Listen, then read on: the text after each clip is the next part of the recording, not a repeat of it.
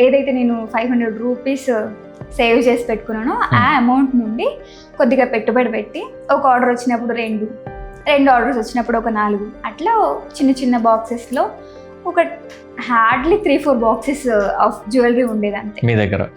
And మీరు reselling వేరే వాళ్ళ దగ్గర నుంచి కొని అమ్మేవాళ్ళు, మీకు హోల్సేల్ రేట్లో అట్లా ఇస్తే మీరు దానిపైన రీటైల్ రేట్లో అమ్మినట్టు ఇంచుమించు. అప్పుడు జ్యువెలరీ ప్రైసెస్ కూడా చాలా హైక్ ఉండే, ఇప్పుడు చాలా రీజనబుల్ గా దొరుకుతున్నాయి కానీ అప్పట్లో ఎక్కువ, అప్పుడు చాలా హై, అంటే 1000 రూపీస్ లో అసలు జ్యువెలరీ దొరకకపోయేది.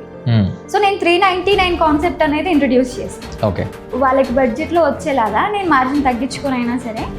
సో 399 లో జ్యువెలరీ స్టార్ట్ చేసి, అంటే ఇంకా రెడీమేడ్ సేల్ చేసేటప్పుడు అంతటా దొరుకుతుంది రెడీమేడ్.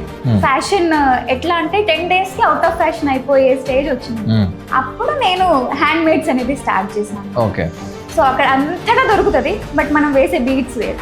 అట్లా డిఫరెంట్ ప్లేసెస్ నుంచి రా మెటీరియల్ తెచ్చుకొని అసెంబుల్ చేసి సేల్ చేసేదాన్ని.